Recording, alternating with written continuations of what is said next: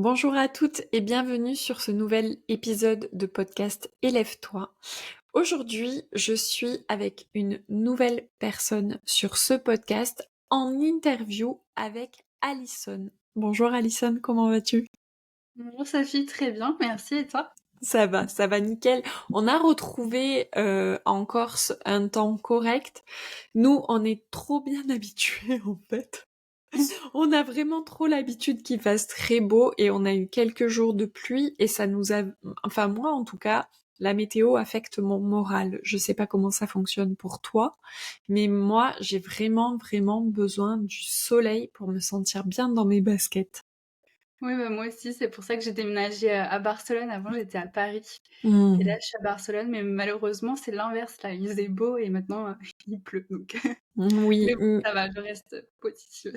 oui, bah oui. Et l'avantage de ce genre de choses, c'est que quand il revient le beau temps, on est toutes en grosse gratitude sur nos choix de vie. On va en parler de tes choix de vie justement. Qui es-tu, Alison? Alors, je suis experte communication marketing digital Mhm. et j'accompagne les entrepreneurs multipotentiels à développer leurs projets donc sur plusieurs aspects, que ce soit dans la prestation de services, donc ils me délèguent tout simplement leur communication, donc soit leurs réseaux sociaux ou leur site internet, ou soit via des accompagnements où là je les aide vraiment à mettre en lumière en fait leur personnalité pour attirer, leur cible.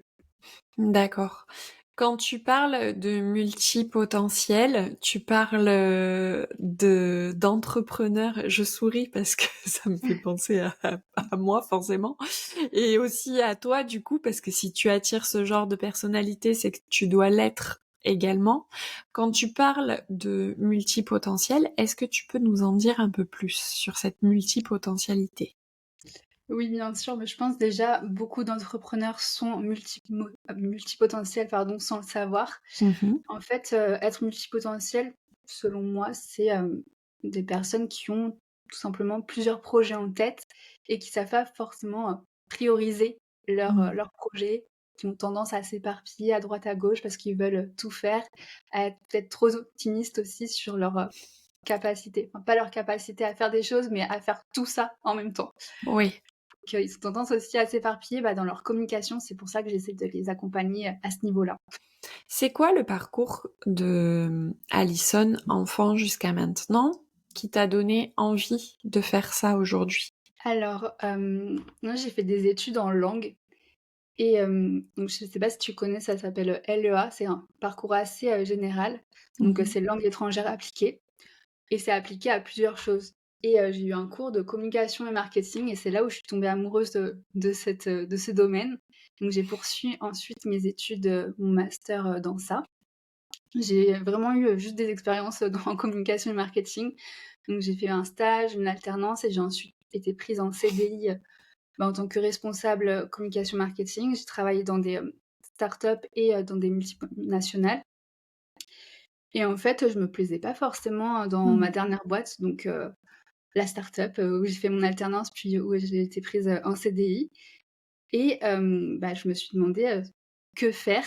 Et c'est là où m'est venue l'idée de l'entrepreneuriat parce qu'en fait, avec mes 2 expériences, donc dans les startups et dans les multinationales, je me suis rendu compte que dans les entreprises, c'était très, la communication était très robotisée et finalement ça me plaisait pas parce qu'il y avait tout le temps des codes à suivre, surtout dans les multinationales, c'était très cadré, il y avait beaucoup de process, à respecter et dans les startups, du moins l'expérience que j'ai pu avoir, la communication était pas comprise ni mis en avant donc je me sentais un petit peu frustrée à ce niveau-là et je me suis dit: «Bah, autant me lancer et accompagner, des entrepreneurs qui, eux, savent à quel point la communication est importante» et en fait, c'est des projets, enfin, c'est leur vie donc j'avais vraiment envie de les aider, à mettre en lumière, leurs projets. Voilà un petit peu, D'accord. je suis pas remontée à l'enfant puisque là, j'ai pas trop de choses à raconter à ce niveau-là, mais voilà un peu, mon parcours. Oui, bien sûr. Après ici, on démarre de là où on veut, en tout cas de ce qui est le plus impactant pour nous de partager. Comment tu t'es dit: «Je vais passer d'un CDI», Enfin, parce que c'est un parcours quand même tout bien tissé. L'alternance, le poste en CDI, tout ça, ça m'avait l'air bien tout écrit, bien comme il faut pour toi. Quand tu t'es dit, ok, non, ça a été quoi les réactions autour de toi et est-ce que on t'a soutenu? Est-ce que, au contraire, on t'a aidé? Comment ont réagi tes employeurs? Parce que ça aussi, c'est important. Alors, non, du coup, ça n'a pas été lisse comme on pourrait le croire. En fait, j'ai été diplômée en 2020, donc pendant le Covid, de mon master. Et Mhm. bah, mon stage s'est fini. À partir de là, j'ai dû rechercher mon premier emploi. Et ça a été catastrophique. Je n'ai rien trouvé. J'ai passé des mois et des mois à chercher. Et en fait, enfin, pour te dire, il y avait 3 nouvelles offres par jour et plus de 100, voire 300 candidatures pour chacune des offres. Donc j'ai Mhm. passé très très peu d'entretiens. À chaque fois, on me disait que j'avais pas assez d'expérience. Donc la solution qui s'offrait à moi, c'était de faire un deuxième master. Voilà, c'est là où après j'ai fait mon alternance pour avoir cette fameuse expérience. Mhm. Et vu que ça s'est mal passé, il fallait que je retrouve un autre emploi. Enfin, ça s'est mal passé de mon côté. Eux, ils étaient très satisfaits de moi, mais Ouais, moi, ça me plaisait pas en fait. Enfin oui. voilà, pas heureuse dans ma vie, pas épanouie, donc il fallait absolument que je trouve autre chose.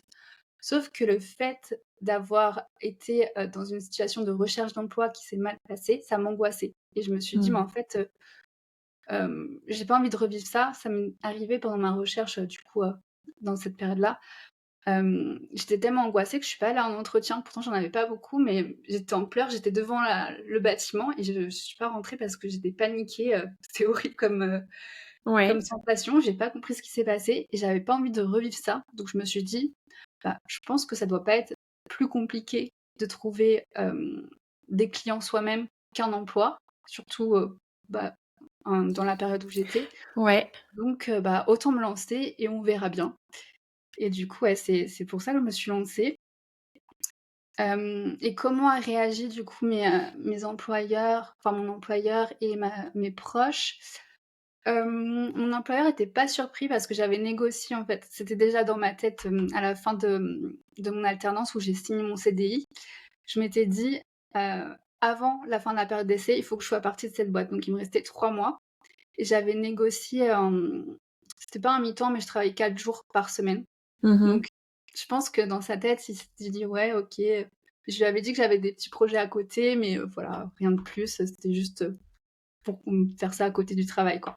Et après, bah, je l'ai annoncé, en fait, que je voulais, bah, quitter, le travail parce que mon projet prenait trop de place, ce qui était totalement faux à ce moment-là, mais bon, c'était mon excuse.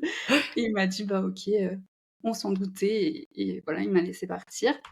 Enfin, de toute façon, il n'avait pas trop le choix.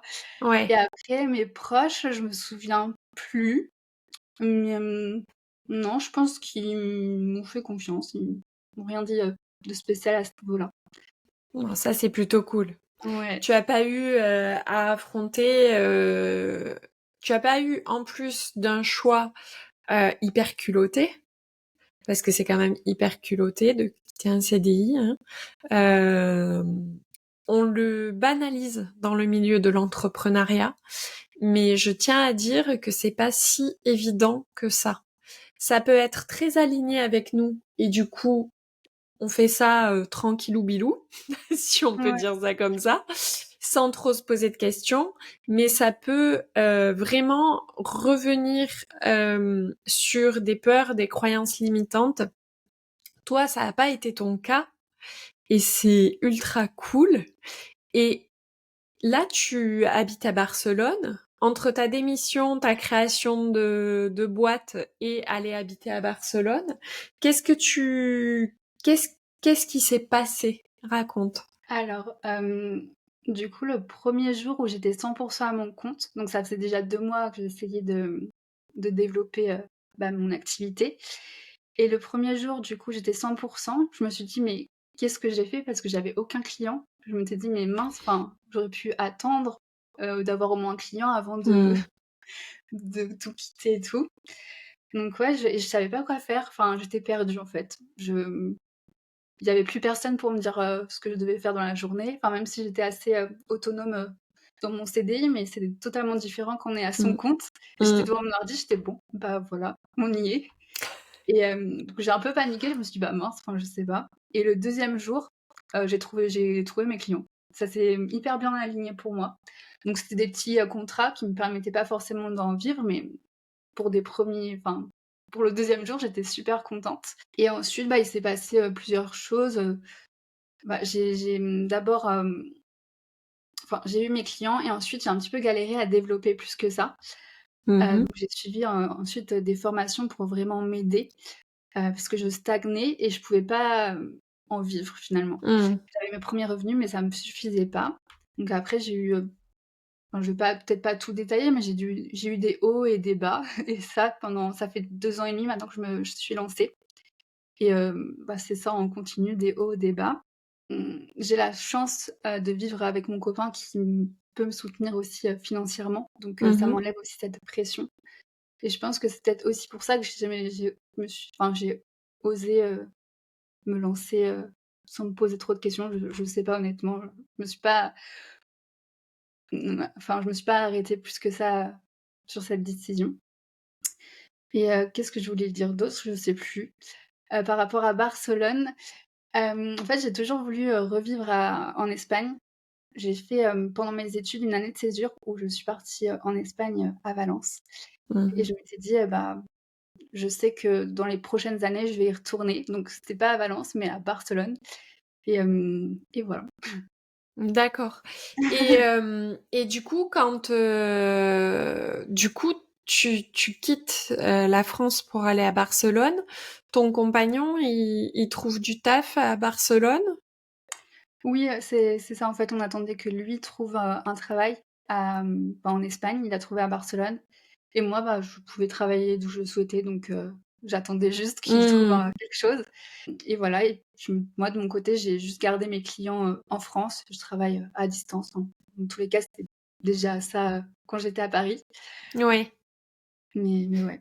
Et ça, c'est super important parce que du coup, toi, tu avais un rêve de retourner vivre en Espagne et tu as pu le réaliser parce que déjà tu en as parlé du coup, j'imagine, à ton compagnon Oui. qui a tout de suite ou pas, on sait pas, qui a adhéré en tout cas au projet puisque le résultat est là. Tu es à Barcelone, moi je suis en Corse, donc c'est quelque chose, c'est un projet à deux. Et c'est super cool qu'il ait adhéré là. Tu es allé rechercher quoi exactement à Barcelone que t'avais pas en France? La douceur de vivre, le climat, qui était le plus important au final pour toi? Mmh. Je sais pas ce qu'il y a de plus ici, à Mhm. part, le soleil, bien évidemment. Ce qui n'est Mais pas négligeable, je pense ouais. que nos auditrices du nord de la France on va avoir l'œil à la fin de l'épisode parce qu'elles vont nous envoyer des mauvaises ondes. Les filles, vous pouvez venir chez nous quand vous voulez. Il n'y a pas de souci, on vous accueille. Ouais. Mais en fait, je sais pas, comme une connexion avec l'Espagne. Dès que je suis en Espagne, je me sens super bien. Hmm. Et j'ai l'impression d'être, moi-même. C'est pas que je n'étais pas moi-même, en France, mais je sais pas, je me sens tout de suite plus sereine, plus joviale. Et oui, du coup, j'ai fait mon année de césure et à chaque fois, je suis revenue, chaque été. Enfin, je me trouvais tout le temps une, raison de revenir, Hmm. en Espagne. Donc après, j'ai fait une année, enfin pas une année, pardon, un job, saisonnier. C'était un peu catastrophique, mais bon, c'est c'est pas très grave, c'est bien pour l'expérience. Mais j'ai bien aimé, voilà, je suis retournée encore à Valence. Et après, j'ai fait aussi encore un stage de 3 mois, obligatoire avec mes études et je l'ai fait, à Valence. Donc j'ai pas arrêté de revenir, dès que je pouvais en Espagne. Hmm. Donc je me suis dit: «Bah, y vivre, enfin, je sais pas pour combien de temps, mais ça serait un grand objectif pour moi et c'est réalisé». Ok, là, ça fait combien de temps que tu y es à Barcelone? Là, ça fait, 1 an, un peu plus d'1 an. D'accord, ok. Et avec le recul, t'es toujours aussi contente de ton choix? Ouais, ouais, je suis contente. Mes proches me manquent un petit peu. Mais oui. Mais, mais ouais, la vie ici est bien incroyable. J'adore. Et Tu accompagnes du coup des entrepreneurs multipotentiels en ligne. Tu les aides à avoir, j'imagine, une structure pour comprendre qu'on peut tout réaliser mais pas en même temps. Si je résume bien. Il a fallu que je le comprenne aussi, donc Moi aussi. j'y suis sur le chemin. Je peux t'assurer que c'est un réajustement constant chaque jour, de venir vérifier, de checker que je suis bien alignée avec là où je veux aller, tout en réalisant de multiples projets. Et, et je réalise aussi qu'on a bien plus de temps que ce qu'on pense avoir. Comment est-ce que tu accompagnes un client? Est-ce que tu peux nous, par exemple, nous donner un exemple de mission que tu as réalisée ou que tu es en train de réaliser sans forcément dévoiler qui est la personne, mais pour nous donner une idée de l'axe de ton accompagnement, du point A au point Z, qu'est-ce que ça donne? En fait, j'accompagne différents profils, mais souvent, ce sont quand même des profils, avancés dans leurs idées, donc ils ont déjà un business et en fait, ce qui gravite autour, c'est, des choses qui ont quand même des liens avec leur business actuel. C'est juste que ça leur fait un petit peu, comment dire? Ils partent un petit peu à droite, à gauche et ils n'arrivent pas à parler de leur offre principale. Hmm. Donc, enfin, vu qu'ils n'arrivent pas à parler de leur offre principale, vu qu'il y a plein de petits projets à côté, à droite, à gauche, ils parlent pas du tout. Enfin, on ne sait pas du tout ce qu'ils font. Donc, je les aide vraiment, déjà à, eux, se concentrer sur une chose, enfin, du moins la chose principale. Hmm. Et ensuite, on va intégrer tout à petit, pas d'un coup, d'un coup, les projets annexes dans leur communication. Donc, en fait, il faut vraiment savoir aussi, enfin, pour reprendre dans l'ordre de l'accompagnement, c'est connaître sa cible, Mhm. ses offres. Et à partir de là, on va pouvoir créer la communication. Et toute la communication se crée sur la personnalité de la personne et pas sur ses accompagnements. Parce que forcément, les accompagnements, encore plus qu'on est multipotentiel, ont tendance un petit peu à évoluer. Hmm. Donc pour que la cible se retrouve, il faut qu'elle s'attache à quelqu'un. Donc c'est pour ça que j'essaie de mettre vraiment en lumière leur personnalité. Donc c'est ce qu'on appelle personal branding Oui. dans le milieu de la communication. Donc vraiment se concentrer sur ça. Donc ça passe sur plusieurs choses.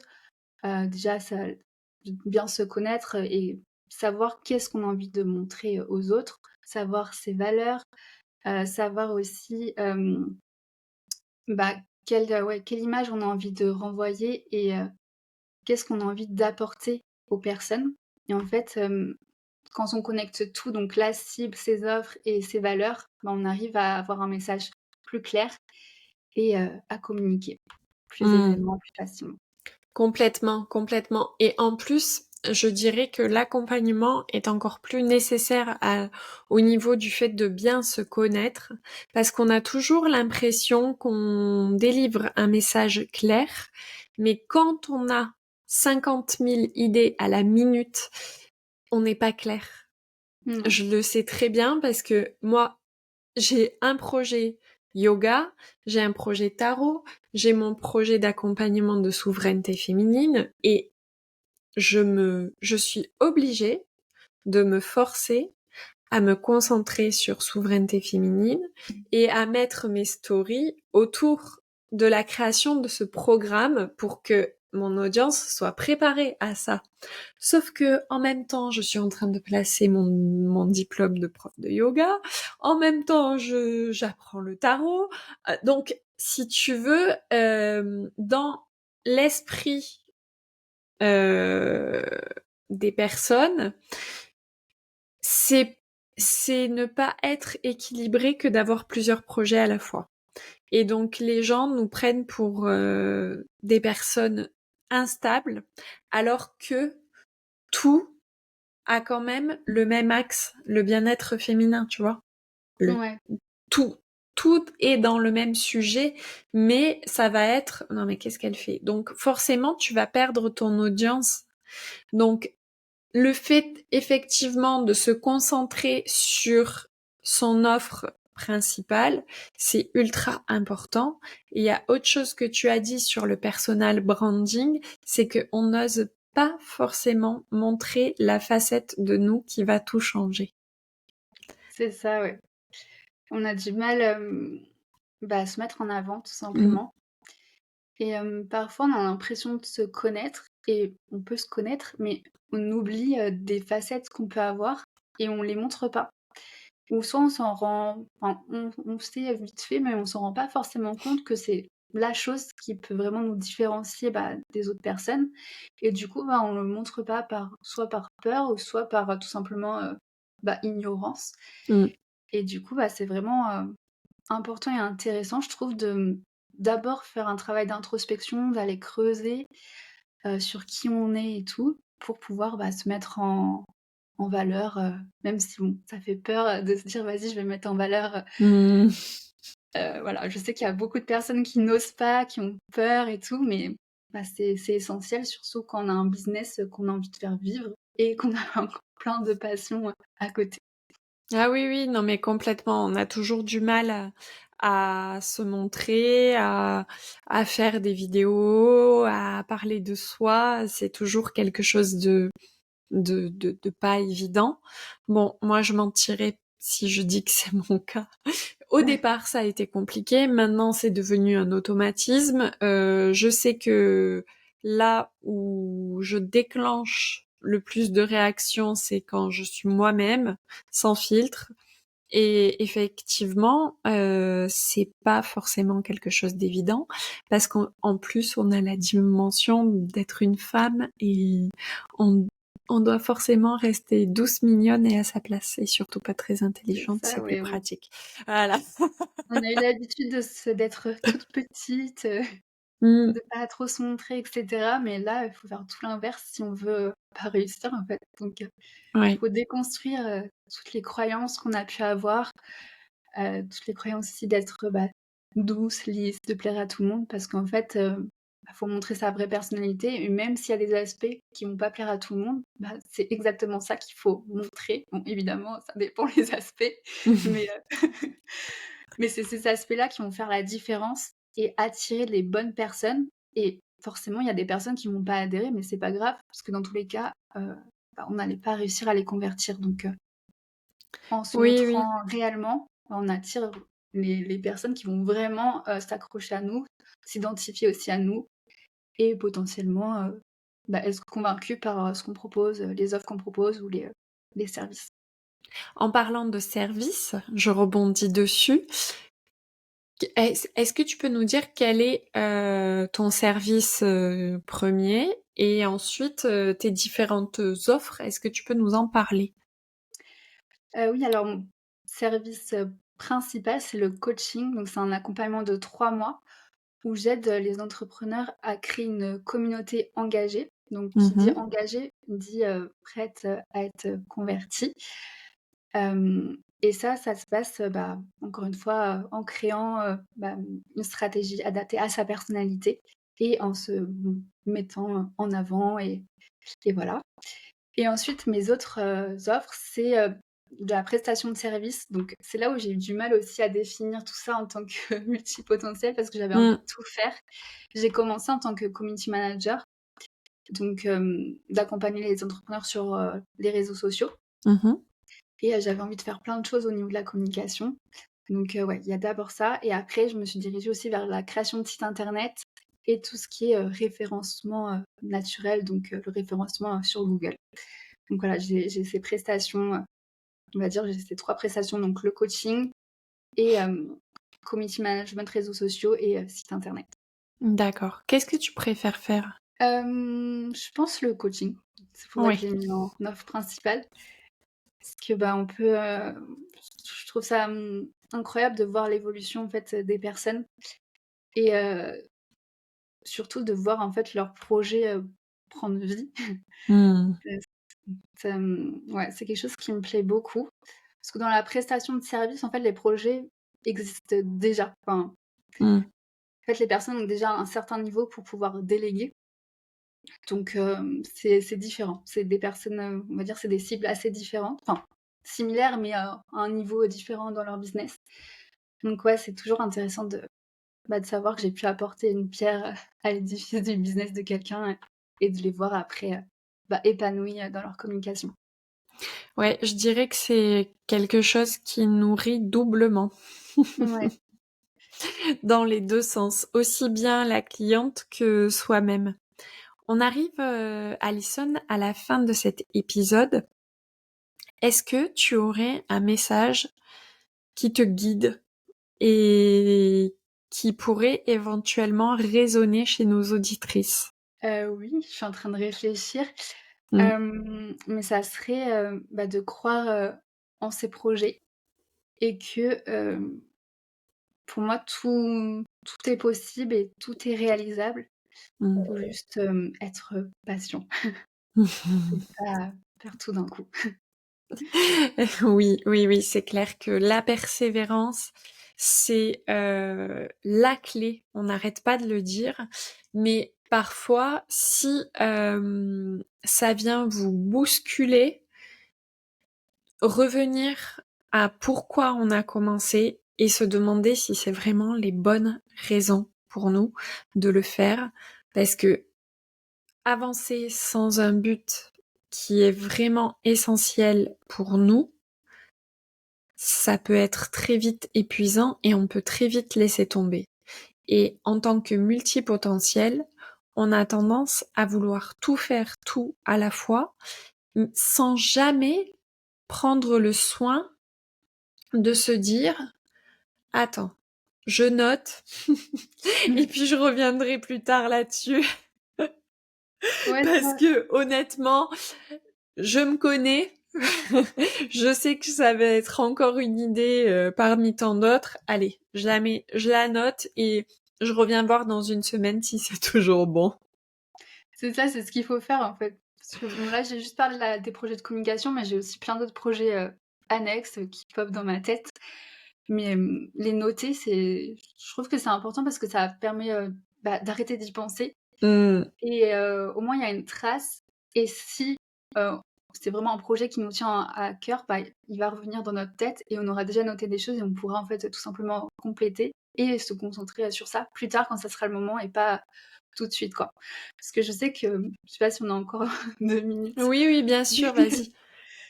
mais en fait, j'avais un projet, c'était de lancer une marque, de cosmétiques Mmh. et je voulais la lancer vraiment, dès ma première année d'entrepreneuriat en même temps que la communication. Sauf qu'en fait, j'avançais sur rien du tout parce que j'arrêtais pas de penser un coup à la communication, un coup à cosmétique et en fait, ça ne fonctionnait pas. Après, j'ai appris à me concentrer sur un projet donc chaque année me rapportait plus d'argent tout de suite, c'était forcément la communication vu que Mmh. créer une marque de cosmétiques, ça prend du temps et en fait, quand j'ai fait ça, j'ai avancé beaucoup plus vite sur mon projet, principal qui est la communication et bon, j'avoue, c'est un peu frustrant parce que j'ai dû mettre ça fait plus de 2 ans, que je mets de côté mon projet de cosmétique. Mais je sais que c'est pas en fait, le moment, j'ai pas le temps pour l'instant et j'ai vraiment envie de développer, du coup, mon projet, en communication et après, je reviendrai dessus. Ça attend, c'est tout chaud et quand ce sera le Mmh. moment, toutes les idées seront déjà là, en fait, parce que dès que je me déconcentre, je les note et je perds rien. Et oui, ça c'est un super beau rappel, Alison. Merci beaucoup. Merci beaucoup d'avoir été à l'écoute, de ce podcast pour nos auditrices. Alison, on la retrouve sur Instagram, sur My Little Marketing. C'est ça. C'est exactement ça. Et j'ai hâte de voir ton avancée prochaine. Je continue à te suivre sur les réseaux. Je te remercie énormément d'avoir participé à ce podcast et de nous avoir livré un petit peu de toi. Je sais que c'est pas un exercice toujours évident. Donc je te remercie d'avoir joué le jeu.